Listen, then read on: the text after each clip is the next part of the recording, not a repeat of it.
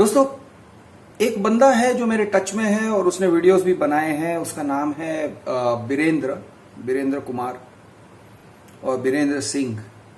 और बीरेंद्र सिंह ने लोन ले रखा है इंडिया बुल्स से, और उसका करंट रेट ऑफ इंटरेस्ट जो है वो करीब करीब 15% है, 15%।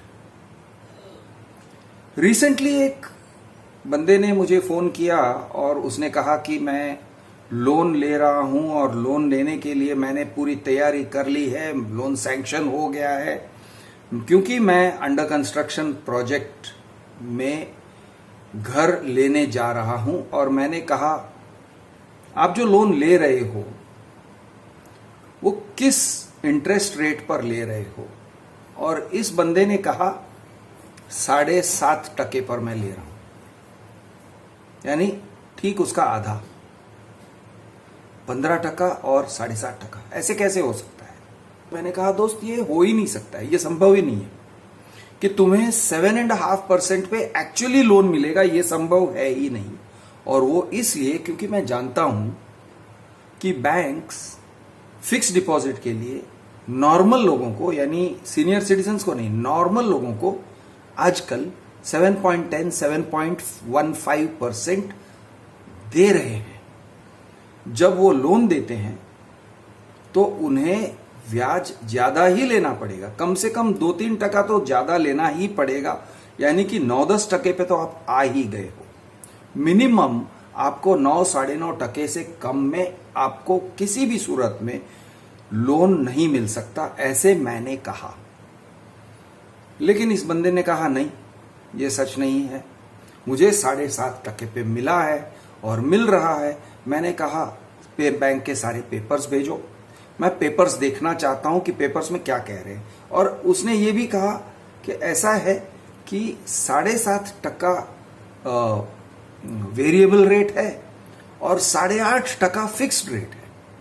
उसने कहा, क्रिश ऐसा है, ये सहकारी बैंक है, इसलिए अच्छे रेट से मिल रहा है। मैंने कहा, मैं मानने को तैयार नहीं हूं।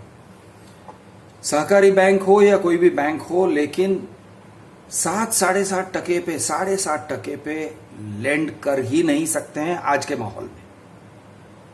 पहले जो ये 7.5% और 15% का जो मैंने कहा, वो था मेरा पहला स्टोरी। अब मैं आपको दूसरा स्टोरी बताना चाहता हूं। स्टोरी दोस्तों शेक्सपियर की एक कहानी की है जिसका नाम है द मर्चेंट ऑफ वेनिस। कि उन दिनों में ज्यूज जो थे, यहूदी मनी लेंडर्स थे, वो ब्याज पे पैसे देते थे और कमाते थे। एक तरह से क्या कहते हैं, खून चूसने के लिए वो काफी प्रख्यात थे कि भाई ये लोग है ना, ब्याज पे पैसे देते हैं और फिर लोगों को फंसा देते हैं। तो जू का जो नाम है, जो मनी लेंडर है, उसका नाम है शाइलॉक। और शाइलॉक ने क्या किया कि उसने लोन दिया एक बंदे को जिसका नाम था एंटोनियो। एंटोनियो एक मर्चेंट था और उसके जो जहाज थे वो दरिया में घूमते रहते थे, और यानी उसका सामान आता था और वो उससे, उसके जरिए से कमाता था पैसे, अच्छा कमाई था उसका। शाइलॉक ने उसे लोन दिया इस शर्त पर कि अगर तुम लोन लौटा नहीं पाए, जिस दिन लोन ड्यू हो जाता है, उसके ड्यू डेट पे आप लोन अगर लौटा नहीं पाए, तो मैं आपके बदन से 1 पाउंड गोश्त, मांस काट के निकाल दूंगा, अ पाउंड ऑफ फ्लैश। और ये कॉन्ट्रैक्ट में लिख दिया गया कि a pound of flesh will be cut and taken from Antonio's body अगर एंटोनियो ने पैसे नहीं लौटाए। यानी ये एक जानलेवा कॉन्ट्रैक्ट था। हुआ ऐसे ये स्टोरी में कि तो जहाज कहीं पे अटक गए, महीनों निकल गए और वो जहाज लौटे नहीं, लोन का ड्यू डेट आ गया। और शाइलॉक ने कहा, भाई देखो ऐसा है कि आपने तो कॉन्ट्रैक्ट साइन कर दिया है, अब मैं आपके बदन से 1 पाउंड गोश्त काट के निकालूंगा, बताओ कहां से मैं काटूं। अब आप तो जानते हो दोस्तों कि कहीं से भी आप 1 पाउंड यानी कि करीब करीब आधा किलो गोश्त कहीं से भी काटोगे तो बहुत खून बहने वाला है, बहुत दर्द होने वाला है और शायद वो इंसान जिंदा भी ना रहे। लेकिन कॉन्ट्रैक्ट ऐसा था। और मैं ये कॉन्ट्रैक्ट के वो 1 पाउंड ऑफ फ्लैश के बारे में इसलिए बात कर रहा हूं क्योंकि आज जो मैं कॉन्ट्रैक्ट के बारे में बात कर रहा हूं उसमें भी कुछ ऐसे ही टर्म्स एंड कंडीशंस हैं कि a pound of flesh will be cut from your body. तो ये पाउंड ऑफ फ्लैश वाली जो बात है वो बहुत ही फेमस हो गई। अब इसका सॉल्यूशन भी क्या था वो भी मैं बता दूं कि ये पाउंड ऑफ फ्लैश वाला जो स्टोरी था उसमें हुआ ऐसे कि कोर्ट में गए, कोर्ट ने भी कहा भाई देखो कॉन्ट्रैक्ट तो है, शाइलॉक ने पैसे तो दिए हैं, और लोगों ने शाइलॉक को अगर विलन जैसे पेश करना चाहा तो शाइलॉक कहता है क्या मैं इंसान नहीं हूं, क्या मुझे जीने का हक नहीं है, क्या मैं मर जाऊं, क्या करूं मैं मर जाऊं, पानी पी, मेरी कोई फीलिंग नहीं है। हाँ ठीक है पानी पी। तुम्हारी फीलिंग तुम्हारी, तो ਤੁਹਾਡਾ कुत्ता टॉमी, साडा कुत्ता कुत्ता। कोर्ट ने कहा हाँ ठीक है सही है, आप ले सकते हो 1 पाउंड फ्लैश। लेकिन एक वकील ने यह दलील पेश किया कि भाई तुम 1 पाउंड गोश्त मांस काट के ले सकते हो लेकिन खून नहीं बहना चाहिए, तुम्हारा हक नहीं है, तुम्हारा अधिकार नहीं है कि तुम कट करके पाउंड ऑफ फ्लैश के साथ साथ खून बहाओ।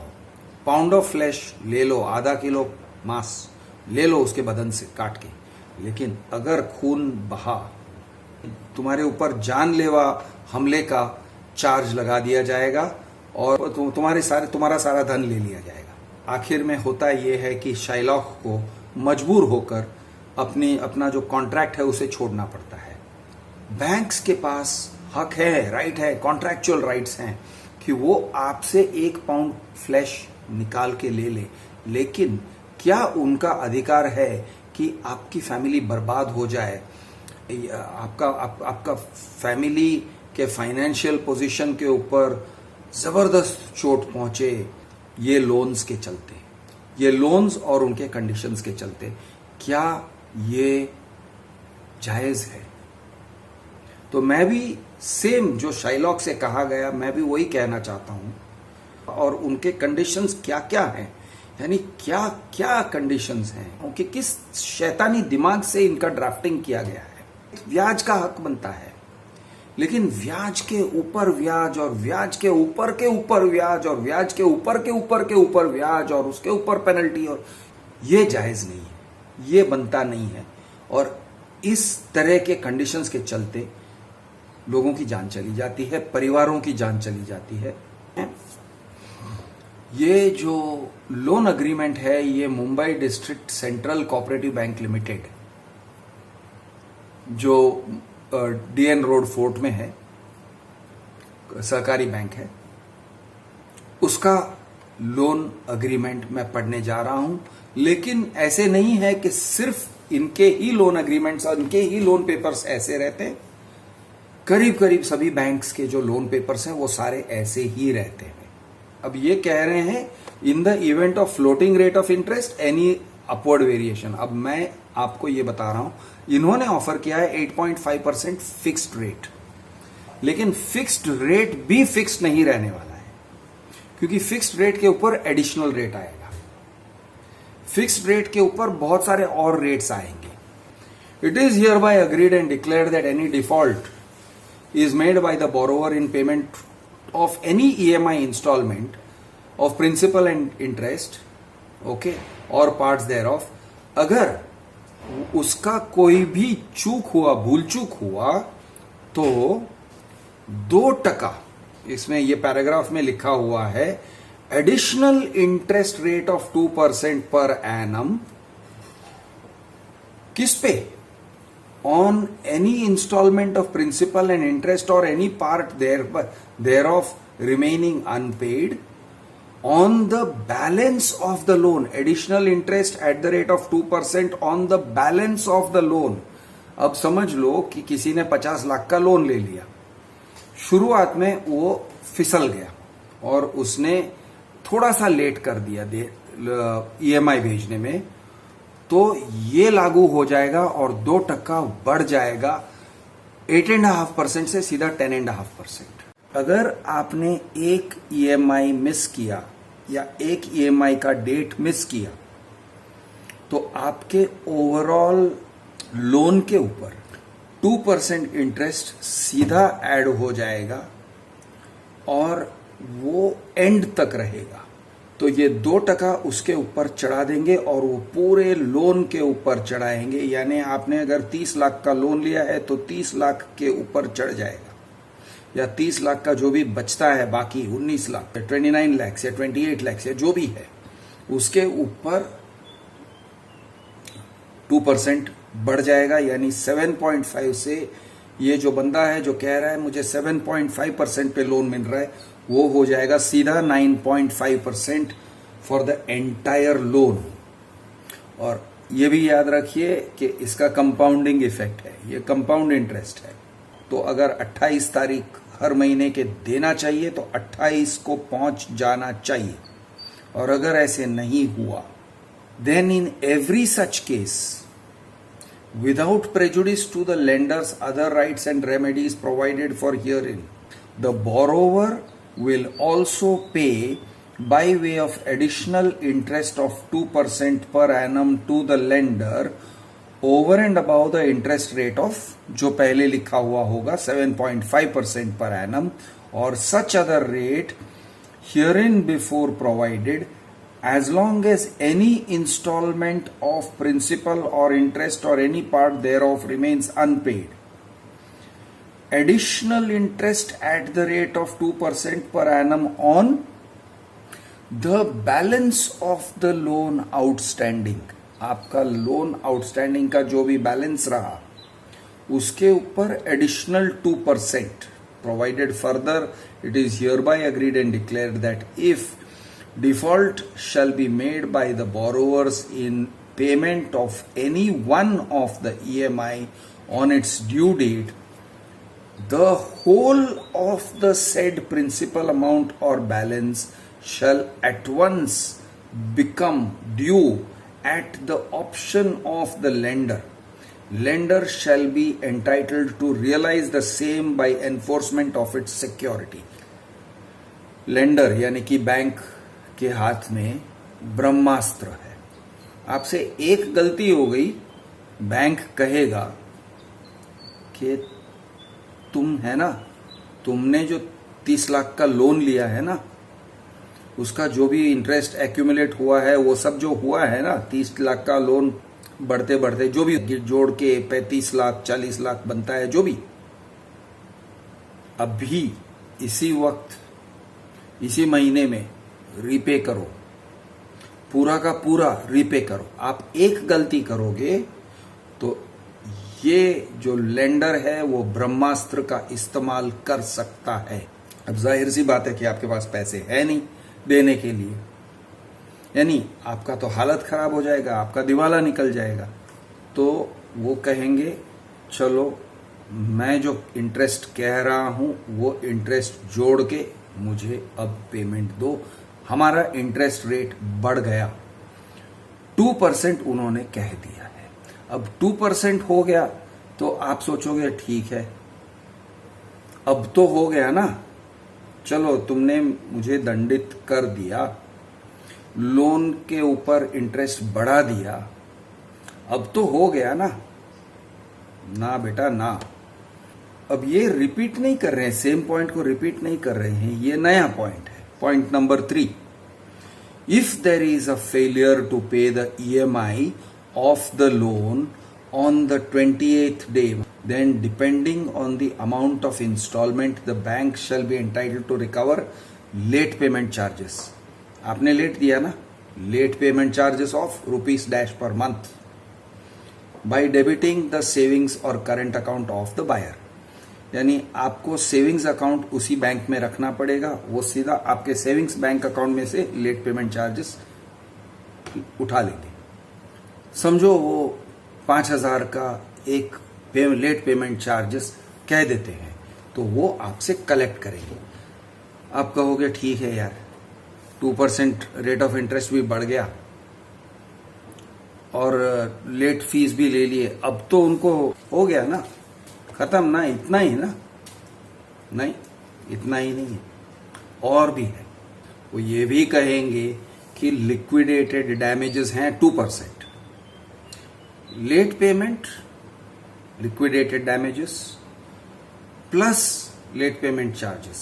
आप समझ रहे हो, 2% पहले जोड़ने की बात आई, 2% लिक्विडेटेड डैमेजेस की बात कर रहे हैं, plus late payment charges amount charge कर रहे हैं। हो गया, उनके दूसरे राइट्स हैं, वो 2% ऐड कर रहे हैं, extra late payment fees add कर रहे हैं, वो सब उनके राइट्स हैं। राइट्स उसके अलावा, यानी वो ऐसे नहीं कह रहे हैं कि भाई तुम्हारी वजह से हमारा नुकसान हुआ। 2% वो कह रहे हैं तुम्हारी वजह से हमारा नुकसान हुआ, और 2% कह रहे हैं नहीं भाई हम अब रेट बढ़ा देंगे, और फिर वो कह रहे हैं भाई लेट पेमेंट चार्जेस। तो करते करते कितना बढ़ा सकते हैं? वो एक चीज की नहीं बात कर रहे, वो अभी तक 3 चीज की बात कर रहे, एक गलती और तीन अलग अलग चार्जेस। अब ये सब हो गया, अब आप कहोगे चलो अब तो खत्म हो गया, हिसाब किताब हो गया। नहीं, कॉस्ट कौन से? भाई आपको रिकवरी करने के लिए लेटर्स भेजे, या आपके घर में आपके दरवाजे को ठोकने के लिए और आपको परेशान करने के लिए फोन करने के लिए रिकवरी एजेंट्स भेजे, उनके कॉस्ट्स। फीस, लीगल फीस, वकीलों से वो आपको लीगल नोटिस भिजवाएंगे और कहेंगे इसका 5,000 रुपया लगा, 10,000 रुपया लगा, वो आपके ऊपर है। Charges, expenses, penalties, penal interest जो या एक पेनल्टी अमाउंट वन टाइम का जो लिखा हुआ है, एंड अदर अमाउंट्स, वो जो लिक्विडेटेड डैमेजेस वगैरह जो था वो।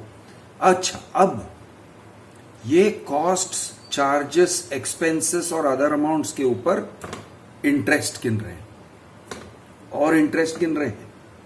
तो ये भी है तीसरा नंबर में, interest on such cost, charges, expenses and other amounts. वो प्रिंसिपल की तरह ही हो गया आपका। आपने 30 लाख लिए थे, वकील का उन्होंने नोटिस भेजा, वो भी आपके प्रिंसिपल में चला गया, उसके ऊपर इंटरेस्ट। यानी एक लेयर के ऊपर और एक लेयर के ऊपर और एक लेयर चढ़ता जाएगा। आपका 30 लाख का जो ओरिजिनल वाला प्रिंसिपल अमाउंट जो है वो लास्ट में एडजस्ट होगा। उससे ऊपर भी अगर वो चाहे तो 12% कर सकते हैं। जैसे मैंने कहा, एक बंदा 15% दे रहा है, उसकी आर्थिक हालत खराब हो गई तो बढ़ा देंगे, रेट बढ़ जाएगा। ब्रह्मास्त्र को यूज करेंगे, वो कहेंगे भाई एक काम करो, तुम रिटर्न कर दो, पूरा लोन रिटर्न कर दो, इमीडिएटली रिटर्न कर दो, प्रीपेमेंट के लिए हम आपसे चार्ज करेंगे, वो प्रीपेमेंट का भी चार्ज दे दो। मतलब इंसान को मजबूर कर देंगे। या तो अभी उसके पास एक ऑप्शन है, हाँ भाई ठीक है आप ज्यादा ले लो मेरे से, लेकिन प्लीज लोन क्लोज मत करो, तो ठीक है भाई हम इंटरेस्ट बढ़ा देते हैं, हमारा इंटरेस्ट रेट बढ़ जाएगा। क्या ये जायज है? आप जस्ट सोचिए। जो इंसान मजबूर हो जाता है, लाचार हो जाता है, उसको और मजबूर करना और लाचार करना, उसको, उसके परिवार वालों को, उसके बीवी बच्चों को लाचार करना, या उसके बूढ़े बुजुर्ग माँ बाप को लाचार करना, हैरस करना, उनको नोटिसेस भेजना और उस तरह का अग्रीमेंट करना कि वो आपकी गुलामी करते रहेगा अगले 20, 25, 30 साल के लिए।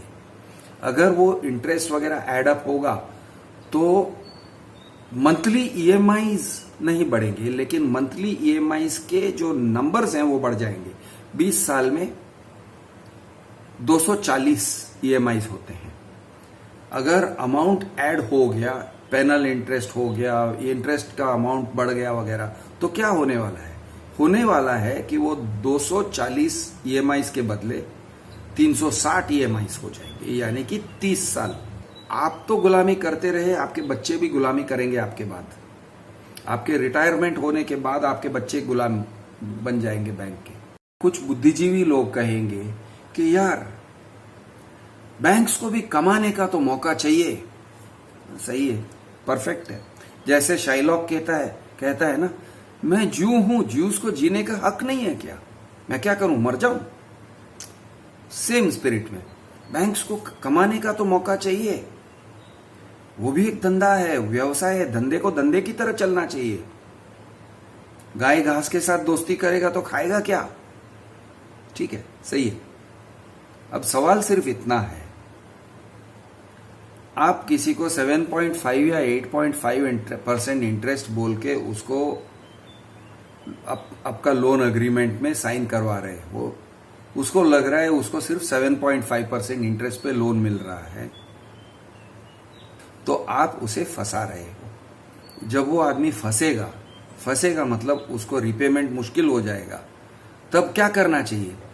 रिपेमेंट मुश्किल होता है तो थोड़ा टाइम देना चाहिए। आप क्या करोगे? आप टाइम नहीं दोगे, आप इंटरेस्ट रेट बढ़ा दोगे।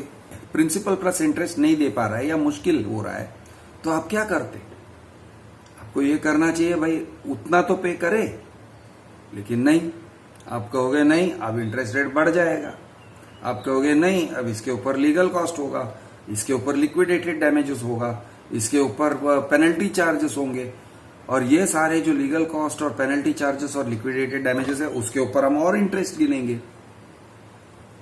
तो ये शाइलॉक का पाउंड ऑफ फ्लैश वाला फिलॉसफी नहीं है तो क्या है? शाइलॉक का हक बनता है कि वो इंटरेस्ट ले, वो कमाए, लेकिन शाइलॉक का ये हक नहीं बनता है कि वो किसी की जान चली जाए वैसे बर्ताव करे, किसी का घर बर्बाद हो जाए, किसी का व्यवसाय धंधा एसेट्स जो मानसिक संतुलन फाइनेंशियल संतुलन खत्म हो जाए, किसी की फैमिली खत्म हो जाए, किसी की शादी टूट जाए, उस तरह का बर्ताव न करें। ये तो चाहिए। यानी कि जैसे हम कहते हैं वो शाइलॉक वाले स्टोरी में कि भाई तुम पाउंड ऑफ फ्लैश ले सकते हो लेकिन खून का एक बूंद भी नहीं गिरना चाहिए। रिजर्व बैंक इस बात पे चुप है भाई, गांधी के 3 बंदरों की तरह आंखें बंद करके बैठे हैं। फाइनेंस मिनिस्ट्री, निर्मला सीतारमन, सब लोग आंखें बंद करके पट्टी बांध के हमें गलत सुनना नहीं है, देखना नहीं है, बोलना नहीं है। लेकिन आप आम आदमी हो, आप जो पीड़ित हो, आप जो ऐसे लोन से पीड़ित हो, या आप जिनको ऐसे लोन्स का अनुभव हुआ है, आप तो अपने मुंह से बोलो यार, आप तो बोलो।